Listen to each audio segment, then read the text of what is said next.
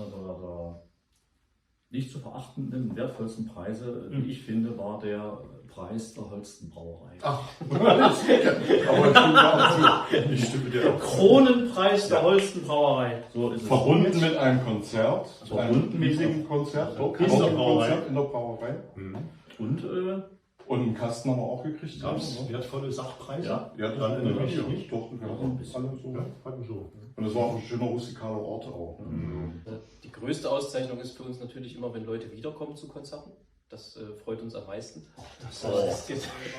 Der Gewinn des Deutschen Musikwettbewerbs 2002.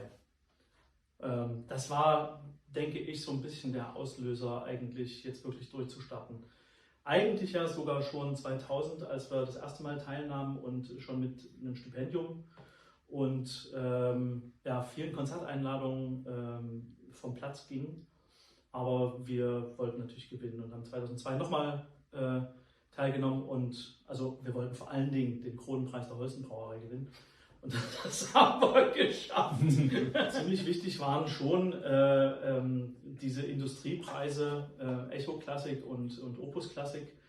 Die bringen das natürlich einer breiten Bevölkerung näher, was man tut. Und die Preise, die wir bekommen haben,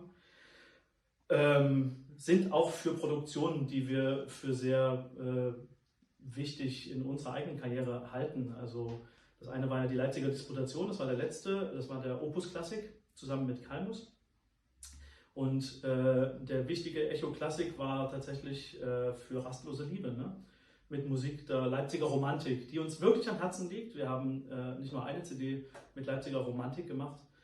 Man kann von den Preisen halten, was man will, aber sie zeichnen zumindest für uns, da wir wissen, was wir damit dafür aufgenommen haben, etwas aus, was uns sehr wichtig ist. Und es wird eben auch so gesehen dann in der Öffentlichkeit.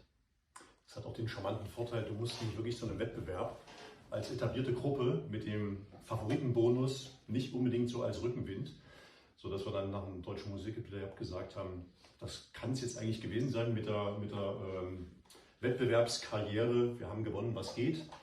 Jetzt lassen wir die CDs für sich sprechen. Und sodass du nicht wirklich in eine Wettbewerbssituation trittst, sondern du entlässt die Produkte in die Welt und lässt die Welt und auch die Hörer und in dem Fall die Kritiker darüber Wenn du richten. eine Favoritenrolle hast, dann bist du ja vielleicht auch verloren tatsächlich. Oder musst du ja richtig kämpfen. Ja. Und kannst richtig viel verlieren. Also auch als amtierender Weltmeister kannst du ja wirklich viel verlieren, wenn du dann nicht durch die Vorrunde kommst. Ne? Also insofern, waren das schon gute Preise, schöne Preise. Man kann ja eine sehr spezielle Meinung zu Preisen haben. Und das ist ein schönes Sache. Ja, zum Beispiel die Meinung, dass sie eigentlich für die Eltern sind. Wie auch Kritik. Die Beruhigung der Altvorderen. Wir haben uns für das Richtige entschieden. Wir haben die bürgerlichen Berufe, nenne ich sie jetzt mal, an den goldenen Nagel gehängt und sind durchgestartet mit dieser Gruppe. Und die Eltern können diese Preise und auch die schönen Kritiken beruhigt zur Kenntnis nehmen und sagen, ach gut, es ist nochmal gut gegangen.